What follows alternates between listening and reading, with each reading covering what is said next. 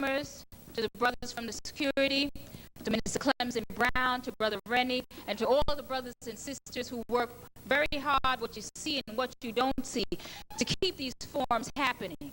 And certainly we work under the guidance and under the leadership of Attorney Alton Mattis, because if not for him, then we would not be here doing these forums 52 weeks a year. Let us rise on our feet, because it is time to welcome our speaker. He is no stranger to the United African Movement Forums. He is a doctor. He is a professor. He is a psychologist. Let us welcome Dr. Naim Akbar. Dr. Naim Akbar.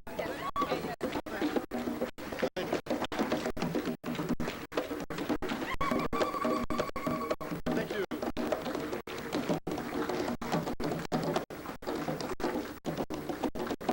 Thank you very much. Thank you. Well, it's good to be back here again.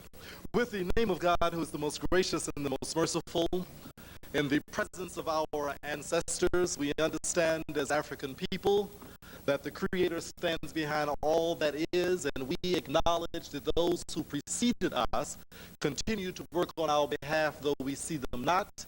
And we understand within the tradition of our own culture and cosmology that when we acknowledge them, they do continue to be with us, and we do that at this time.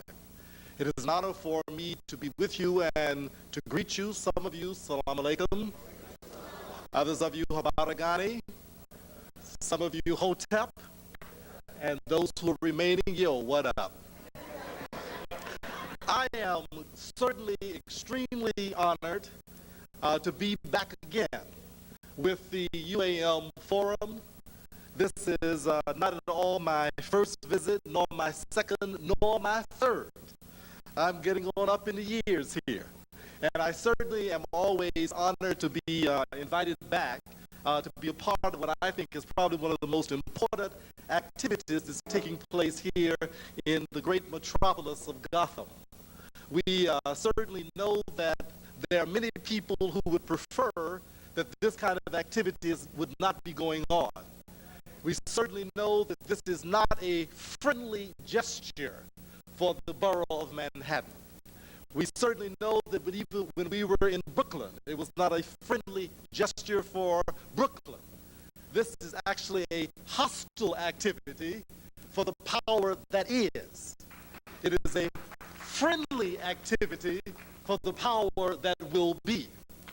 And we are certainly happy to be a part of the power that will be, and certainly happy to be a part of the hostility of the power that has been, that has got to go.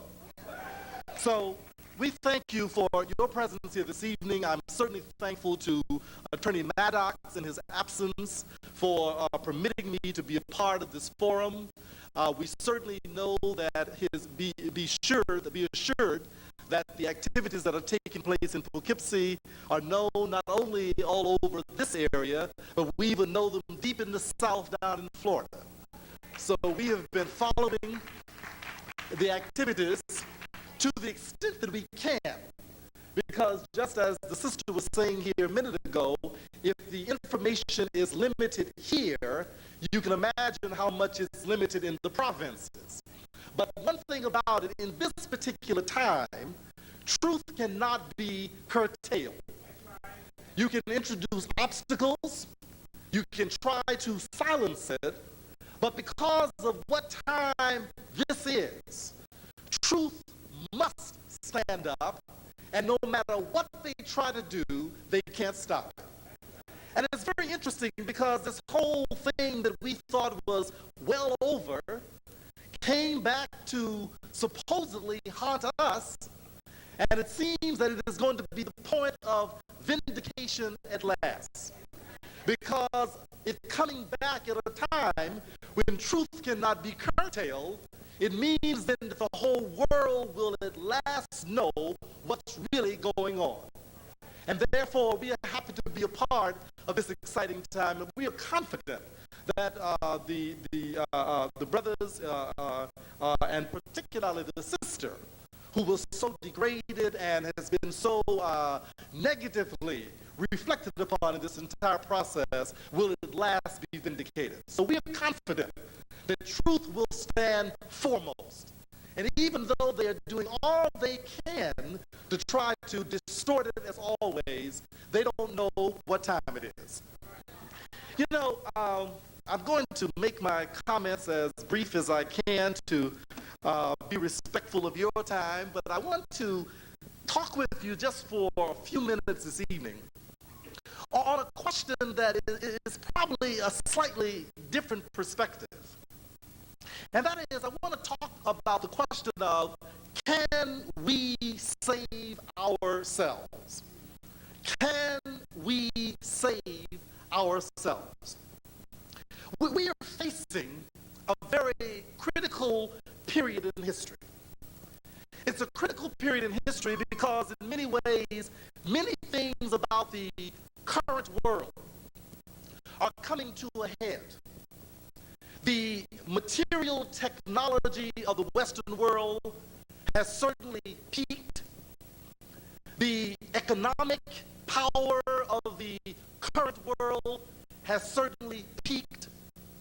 And the entrance of the vestibule or the doorway, the threshold of this new millennium is bringing many important ideas into the world.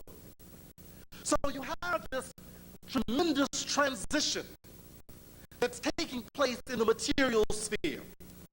There is an information revolution. There is a communication revolution. There is a technology revolution. There certainly is an economic revolution. All these things are taking place in the material sphere. But simultaneously, there's a very important spiritual transition taking place simultaneously. As we move into this era of this new millennium, and let's be very clear, I'm not tripped out by the Gregorian calendar. There's nothing magical about it. It simply represents a symbolic indication that there is a new threshold. And it is a threshold that has very little to do with the Christian calendar that will mark the new millennium. It has everything to do with a transition in the spiritual sphere of this universe. And in that sense, we have to pay attention to what's going on. Because in that transition, there's some very important things that we must attend to. A key point of this transition is what will happen to black people on this planet. A key issue of what's happening in this transition that we are entering is what will happen to the African world. The reality of this last century, according to Dr. Du Bois, has been the question of the color line, but certainly a major question of the last 1,000 years has been the relationship of the people of color to the people of non-color. This is not a recent crisis. This is a long-standing and a continuing crisis. And it is a crisis that is rapidly winding down.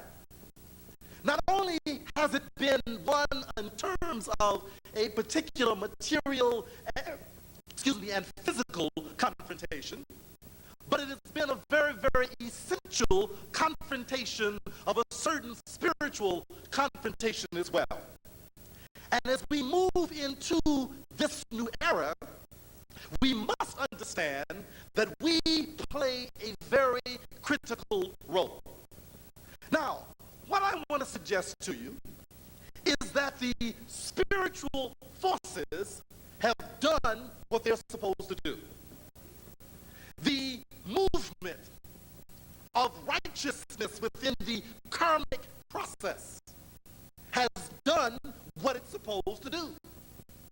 The reality is, whether whether you know it or not, is that African people did nothing to nobody.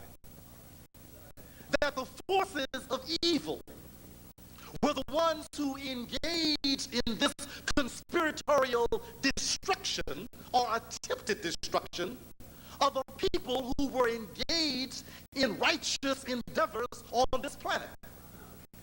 They were simply trying to do what human beings are supposed to do, and that is build a moral, civilized life and culture on this planet. They're engaged in providing the kind of moral and ethical laws that ensured righteous development of people. Cultures which ensured that relationships were made and based upon spiritual forces and ideas, that families were able to grow out of certain kinds of assumptions about the nature and the order of the universe in which we are in. They had principles of understanding life and justice and the dispensation of justice that in fact was very much necessary for the development of all mankind. Africans were the ones who were laying out for thousands of years before this recent confrontation the prototype or the pattern by which civilized life could grow and continue. In fact, all that we see now has been built on the premise that was established by African people. The concepts of law, the concepts of philosophy, the concepts of art, the concepts of family, the concepts of religion, all of those things are built on the foundations that were established by the studies, the work, and the civilized pursuits of African people.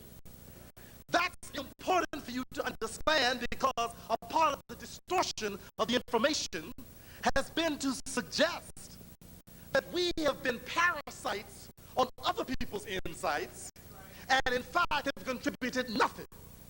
But if you will simply study the works that we've been privileged to know in the close close of this millennium, is that the world is sitting on the knowledge base that was given to it by African people. Whether it's the Dogon people, whether it's the people of Ifa, whether it's the people of the Nile Valley civilization, it is people of color on this planet who have laid down the foundation that the planet is rotating on. Now, the conspiracy of the last millennium has been to usurp, to take away the control of that knowledge base from the African people. But the effort to take it away could not be successful simply because the knowledge is truth. Truth cannot be taken away. You can try to distort it, but the very nature of truth, like the tides in the oceans and like the rotations of the moon and the rotations of the earth, sooner or later it's got to come back around. And we are now facing that period of coming back around. Now, what does this mean? Listen, this means then that in the progression so that all truth could be manifest, and we are seeing it in so many ways, whether it's in Washington, whether it's in Poughkeepsie, whether it's in Albany, whether it's in Los Angeles, whether it's in the movies, everybody is showing their hand. Whether it's Spielberg this week, some other burger next week, everybody showing their hand. And the problem is that even when they try to hide it, things are so evident now that even a child can say, this is insane. The liars are being revealed at every turn. Now I want you to understand, this is not what you have done. This is the order of truth. It's what God has done.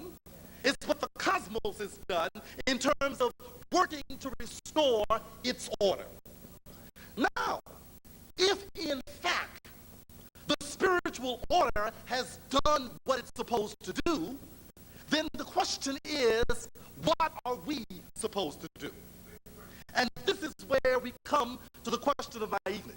the question of this evening, and that is, can we save ourselves? Now, I want to suggest to you that the only obstacle that stands in the way of our success now is the obstacle of our own minds. Please understand.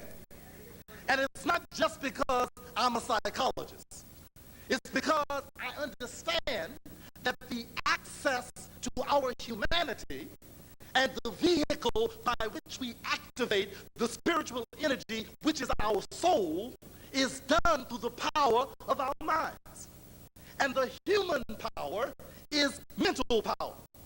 Ultimately, it is what we know in our consciousness which determines our humanity versus inhumanity. In fact, our distinctiveness on this planet, the thing that makes us distinctively human, is our consciousness. This is true of human life in general. So we must understand then that the only way we can do what needs to be done in relationship to the laws of the universe is the degree to which we can access the mental power that we have. Now, the problem is that the time has come. The processes are set.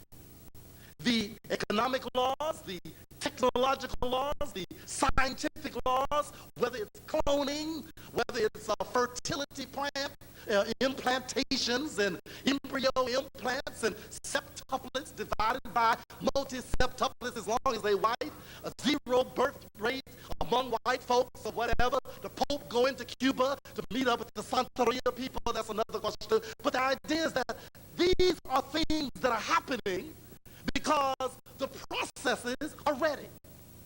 The problem is us. Our consciousness is the thing that stands as the barrier. Now, what is the nature of this mental problem? Number one, we have an unnatural and a perverse love for our own oppression. And it is manifested by the perverse love that we have for our oppressors. Now let me break that down. That means that we have a perverse love relationship with white folks. Simple as that. It is an addiction that is so deeply ingrained that we can't break it. The reason we can't break it is because we cannot admit it. But let me let you know that God is ready to take back the planet in truth, and we are standing as the barriers to that process. We are the barriers because we will not simply accept and take the power that we've been given. The sister and the brother earlier were talking about the importance of standing up as men, standing up as women, standing up as people, not to do anything crazy. We aren't calling you to go to Poughkeepsie to throw rocks and shoot guns and get you a M47 or whatever they call and go around throwing grenades into the courthouse. We are simply requesting that you Africans act like people for a change. That's all. That's all. We are simply saying you have a responsibility to no longer engage in your slavery, brown-nosing prostration before the Caucasians who you have come to revere, worship, and love as your idolatrous figures who you claim to be your God. That's your problem. The nature of this love relationship is not only manifested in the very simple physical way of OJ, who can't break his relationship and love for white women. It is not manifested just in those ways, but it is manifested in the fact that we cannot seriously give up our belief that white folks are the deal. They the real deal. Even though we condemn them publicly, we confront them, we call them names, the bottom line is that we still believe they are right because they are white. And no matter what comes up, you can't stop believing that. Now you say, well, Akbar, that ain't true for me. Well, if it's not true, why is it then that you are shocked when white folks act like white folks? I mean, tell me, look, why should any African person on this planet still be shocked when white folks act as they have acted consistently for the last 4 centuries of our interaction here in America? That is, they never tell the truth. They never act in a just way. They always turn the blame and put it on you. They always tell the truth while telling a lie. When I went to see Amistad, I knew what to expect. I wasn't shocked. I wasn't amazed. I didn't even get mad. I just said, there you go. There you go again. But what else could I expect? They can't do otherwise. But you see, it is because of this impassioned, perverse, unconscious love that we have that continues to make us have faith in them. Newt Gingrich isn't surprising. The Congress is not surprising. Your governor here, who used to be and the one who is there now, not surprising. They are not surprising when they begin to pull back affirmative action and beat you across the head with it. You are the one who is suffering from a problem because you expect otherwise. That you're shocked. And what makes it worse, you actually believe you can convince them to act right. Now, they know they can't act right, which is why they keep giving a bucket of milk and kicking it over, because they know they can't act right.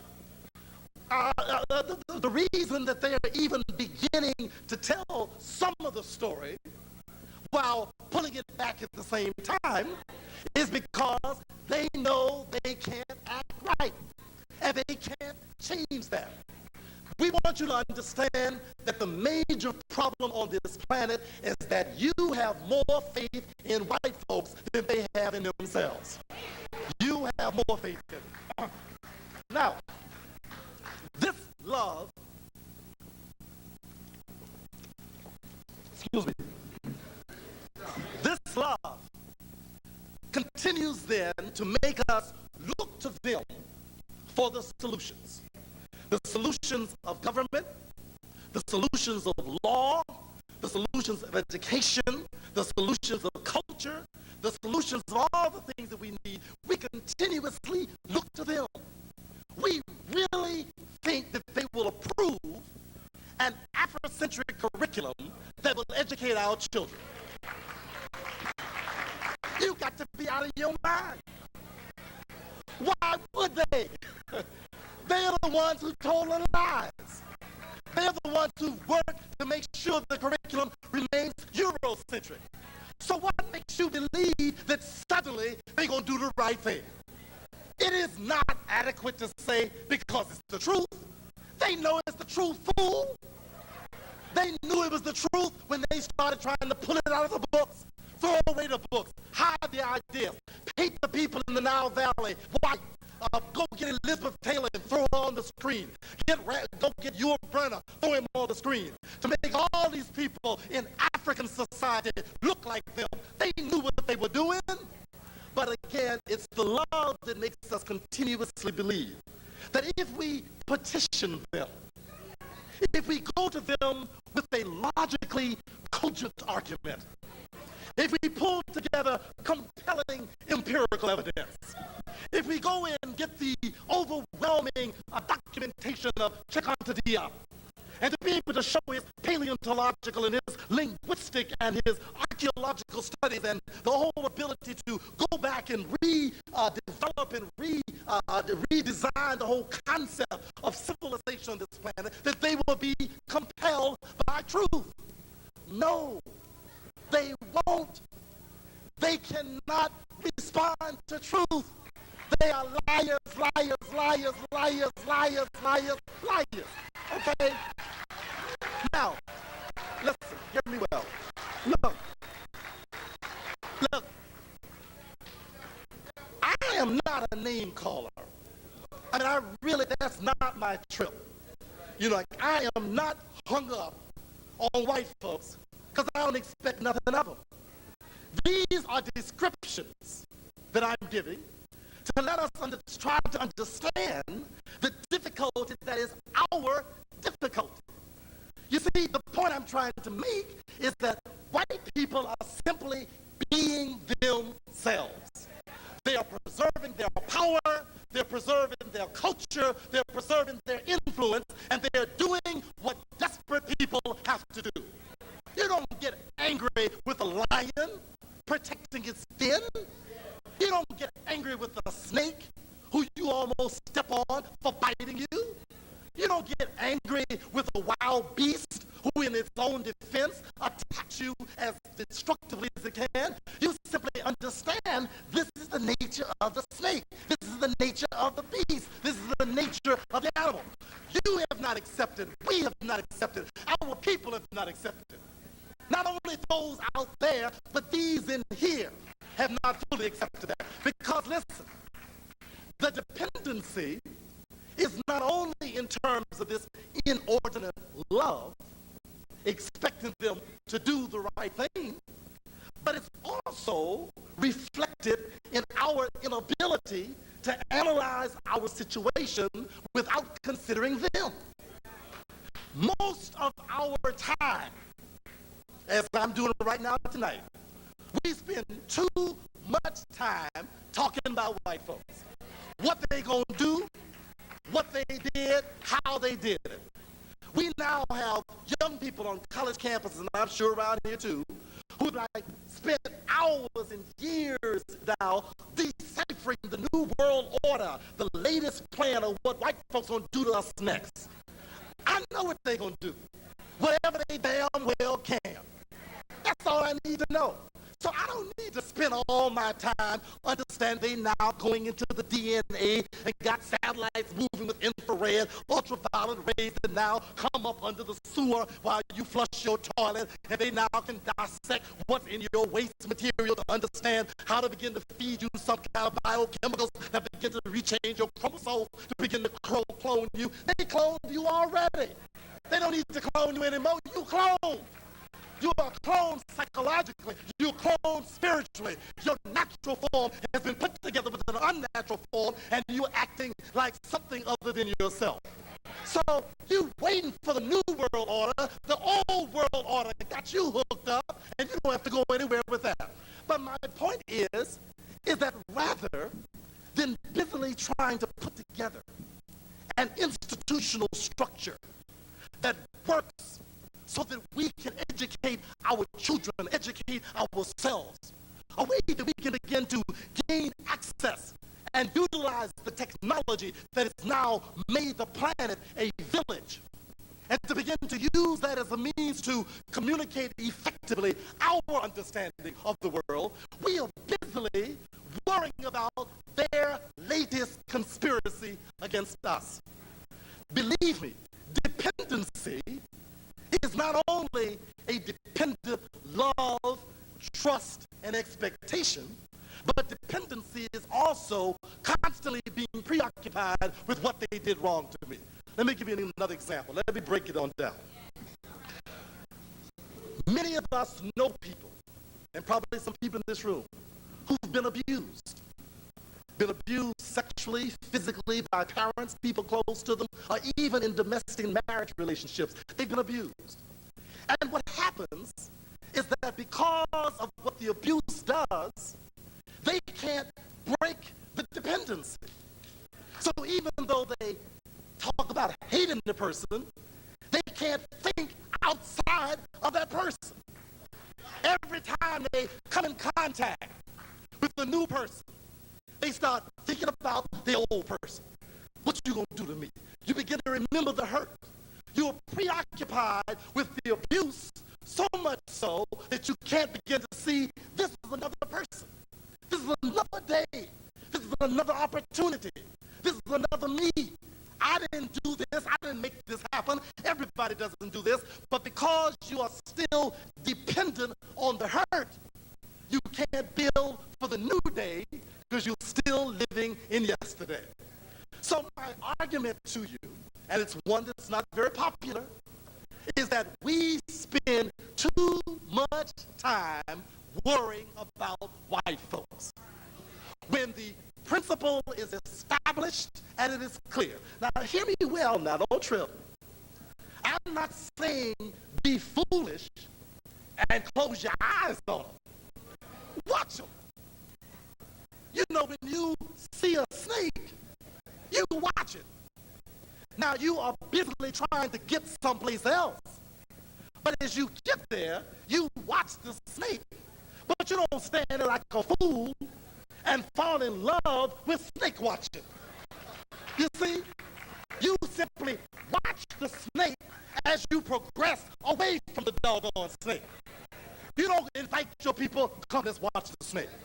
Snakes are dangerous. Snakes will bite. Snakes will poison. Watch that snake. That snake is going to come. Let's study the snake. The snake got a new snake order.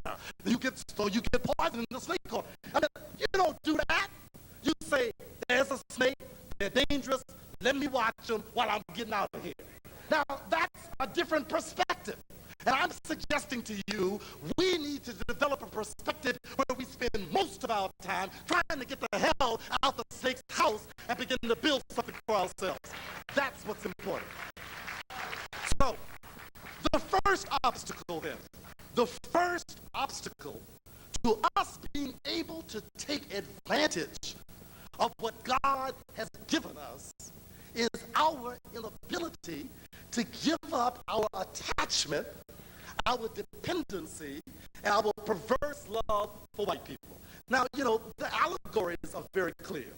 The Quran, the Bible, constantly reminds us of the nature of what happens when spiritual resolution comes. We aren't going to even get hooked up on the concrete of whether or not the Hebrews were actually captive in Egypt. They ain't even there. What is being described is that a righteous people were snatched out of their order and put under the subjugation of an evil people. The divine order eventually sent liberation and wanted to take the captives out of their condition of captivity. I mean, that's what the story means. Now, you can get all these stories about how many Hebrews there were and how they looked and, you know, what. That ain't even the issue. The idea is that something is telling you about today, not 6,000 years ago. It's telling you about today and what's happening today. And that reality is that when the solution comes, just like in the Quran, just like in the Bible, when the people were told, come on, let's get out of here. The majority of them said, well, wait a minute, I ain't quite ready yet. You sure we can make it out there? Well, how you going to get there? Who you going to go with? What we going to ride in? What we going to do when we get there? You sure you know where you going? You know, the idea is that there is this sick dependency of wanting to get away from the master, but still having to want to hang with him. And Moses really had to almost steal him away. Now let's jump up a few hundred years. Here comes Harriet. There you go. Here comes Harriet. Now, Harriet, a little lady, just a little sister, wasn't no big sister, wasn't heavily armed, didn't come in the army. She said, let's go. Now, here you are, know you in hell. I mean, know you in hell. It ain't like today where some of y'all driving around in hell in a Lexus, you know, You have a mid-time apartment in hell, you know. You got a job in the head part of the plantation. You don't, many of you don't understand. But in those days, them brothers knew they went hell. Them sisters knew they went hell. And so Harriet say, look, let's get out of hell. And the first thing they say, are you sure? Where we go? What we go do? All these doggone questions. All these questions. Is it philosophically possible for us to break the kind of symbiotic binds that have us tied into a whole egalitarian system whereby the parities continues to exist and one is locked into the democracy, and in the democratic system, of course, one must either be a Republican or a Democrat because there's no alternative, because those are the two polarities that are built there, and you must accept the fact that they are benevolent white people who can begin to bring a balance in the dialectic, and somehow the thesis and the antithesis must come together to create a kind of a... Hey, you talking all this mess, and Harriet say, let's get the hell out of here. And what did they say? Check me later. And she literally had to put a gun to some of their heads to get them to get free. Okay? My point is that that's the same condition we're in right now. We say we want to get free, but we really don't. So that's one piece. The other obstacle is this. We have internalized the mind of the oppressor. Let me say that again. We have internalized, that means we have taken into our heads the same thinking of the racist. We deal with each other and ourselves the same way he deals with us. How is that? First of all, we don't like black folks. We really don't like black folks. In fact, we don't even like being black. We spend a whole lot of time trying to be as obscurely black as we can. We don't want to have to show it unless we have to show it. Now, of course, you are an enlightened group in here. You are far ahead of most of our people. But most of our people spend billions of dollars simply trying not to be physically black. Do you know how much money we spend trying to get permed? Now, I mean, I ain't tripping on hair, because I know it ain't what's outside that counts. It's what's inside that counts. And I know some people who got dreads down to their ankles, and they just as crazy as the day is long. Pure lunatics would sell us out to the white folks before they look this way. So ain't nothing magical about no hair. I ain't tripped out about that. But I want you to understand, though, that the psychology behind the perm and the psychology behind the distortion of our appearance is based on the fact we really don't like black folks. We don't like being around black folks. We don't like doing black things. Now, where did we learn that from? Now, your black mama was black. The who fed you and nursed you and her breast was black. Anybody who's ever given you anything of value was black, including your life. Now, yeah, please understand, there were some helpful white folks who worked with the black folks. I'm not going to deny that. John Brown, a mad abolitionist, worked very closely with those black folks who were trying to get us free. There have always been one or two well-meaning white folks. One or two. Never the majority. Never the majority. But there have always been one or two for whatever reason. But they were clearly abnormal white people. And white folks call them abnormal. They said, these are crazy crackers. These are not like us. These are not sane people. These are insane people. They are nigger lovers. They had a name for them. And if they could get to them, they would kill them as quick as they kill you. When Goodman came from New York to go down there to Mississippi, they shot him first, they say. And then they got the black folks. When they got this Mr. Luzo out of Detroit, they didn't kill nobody killing her, because they said this is just a crazy white woman down there trying to help these black folks. My point is that those one or two people, but we dislike us. We are constantly trying to change us to be like them. We are constantly distorting our own community, our own culture, our own selves to be like them.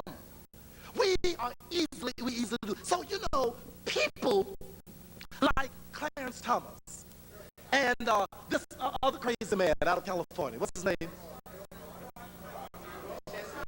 The Chancellor, what's that guy's name? Connolly, thank you. I repress his name all the time. Connolly. This man is, on the surface, we can all look at them and say, they're crazy. There's some crazy N-words there. Real crazy. But the bottom line is that they are publicly doing what many of us do ourselves. When you don't show up at the PTO meeting where your children are being miseducated to monitor that system, you are doing the same thing. When you leave Attorney Maddox, Reverend Sharpton, and leave these people who are there fighting a battle not just to defend themselves, but to defend us with no support. There should be a mass, I don't mean a New York base, there should be a nationwide legal fund to defend these brothers. Look, this is not their battle. This is our battle. But we don't like black folks. And since we don't like black folks, we ain't gonna do much to help black folks. We will join in opposition to anybody black at the drop of a hat. Just bring the gossip, we want it. Bring the dirt, it's probably true. We'll believe anything negative about anybody. And we'll do that to the detriment of our own communities. Here is somebody who's done nothing but good over and over and over again. No evidence to the contrary. And we are ready to look for any little piece of dirt to attack those people. That's sick. If you can't find any evidence in the work of a person but not being committed to believing and working and trying to change the lives of black people, and you are willing to tear them down, you are a racist in blackface. You are nothing but a racist doing the work of white people. Our worst enemies in our communities these days are not white people. They are black people who look like us and come and grin in our face and go and tear us down. We are the ones who will do that. This is a reflection of the fact that we've internalized this dislike of black people, and we cannot look for a way to work together. We distrust ourselves. What you getting out of it? What you gonna get out of it? Yeah, I bet you stealing everything.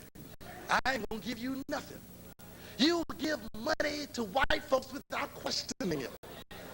Not only do you pay the taxes that they're going to take out anyway, but United Way and all other any campaign they come up with, you're going to drop a little bit of dough on them. But the idea is that we are unwilling to make a contribution to ourselves. To ourselves. Why do we have to always have mom and pop operations?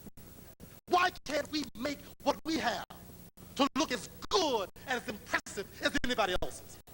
We will give our best to make white folks' things look better, but we'll do nothing for ourselves. We won't even try to make ours look first rate. We won't even try to make our organizations work to ensure that they work for our people. We spend most of our time tearing each other down. And I don't care what it is. The churches, the fraternities, the sororities, these nationalist organizations, you name it. Everything we got, we spend more time tearing each other down than doing the work of the agenda. Now, don't get angry with me now. Folks got real quiet. Real quiet.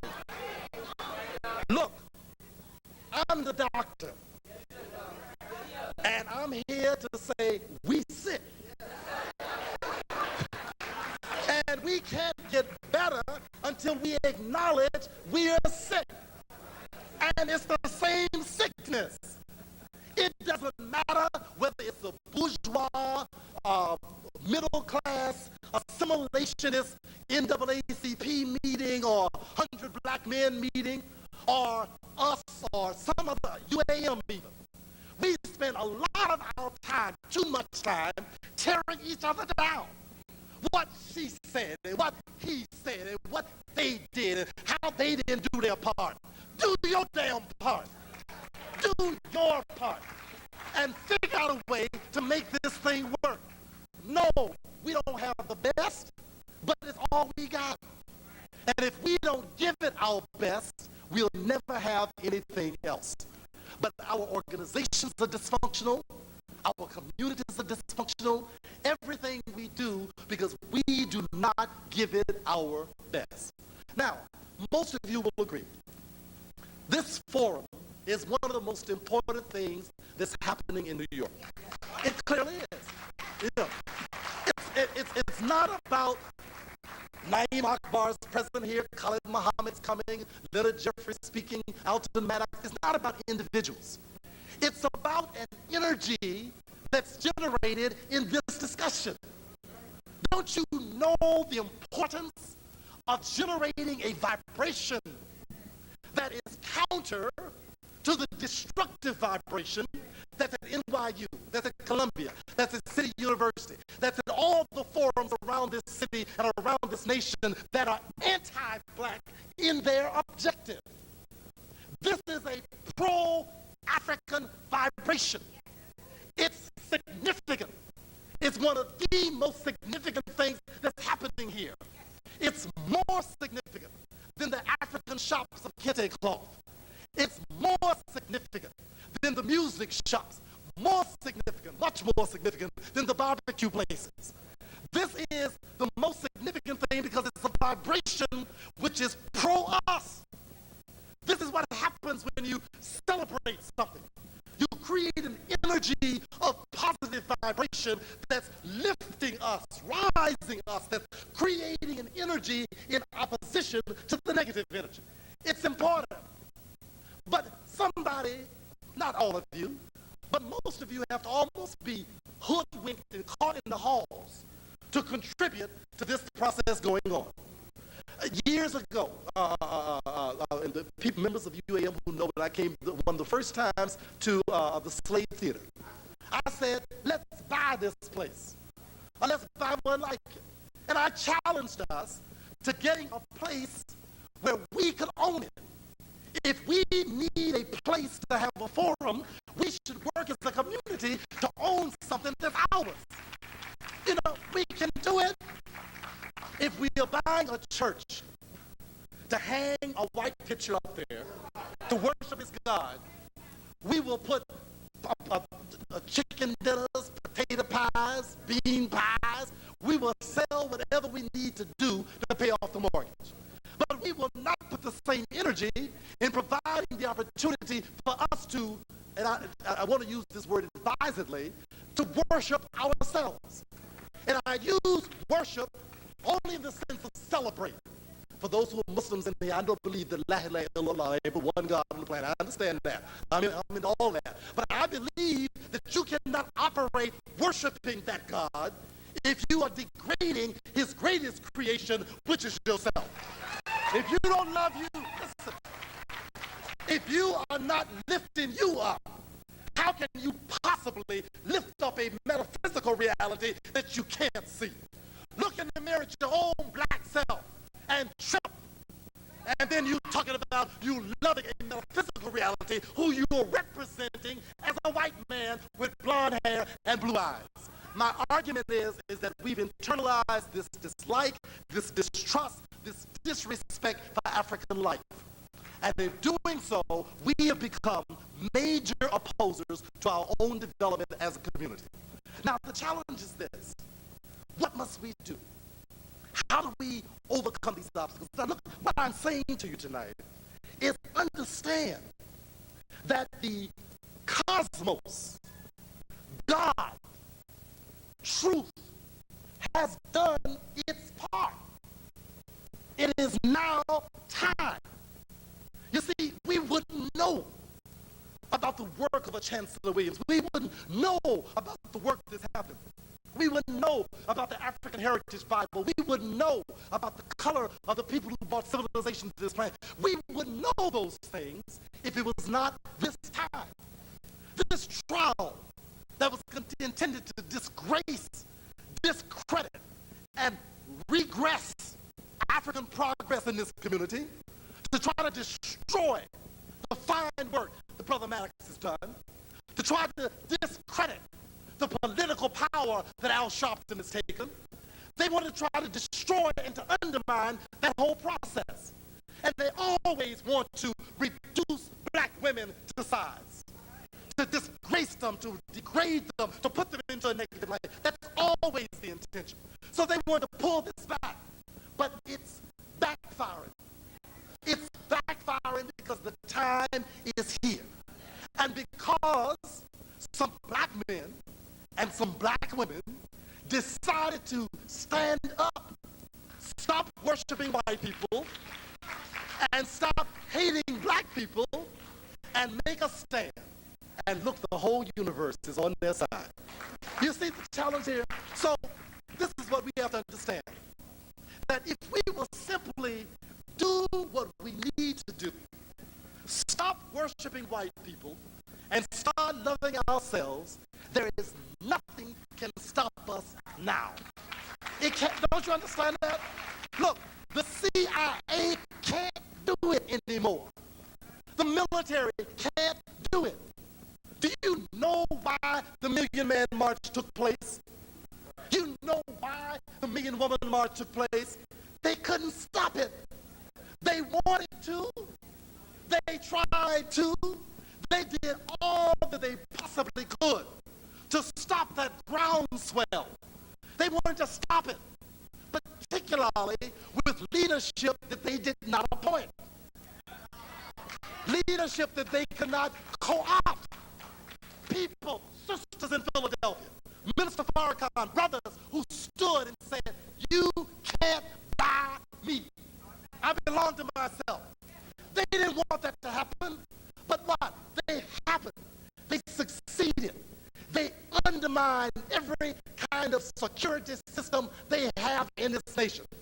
Their whole intelligence system. And they called out everything they could get. They called out Brother Henry Lyons and say, "Stick 'em. Tell them you won't go and you won't let 8 million Baptists go, because the Lord Jesus Christ won't be there." That's what he said. The rest is history. We won't even get into that. But the idea is that the only reason that happened is not because MOVE has an army, not because the FOI has such strong military force. They were able to coerce 1 million black people to stand up in peace all day long in the damp and cold in Washington, D.C., and drove the white folks out of town, sent the president to Austin, Texas.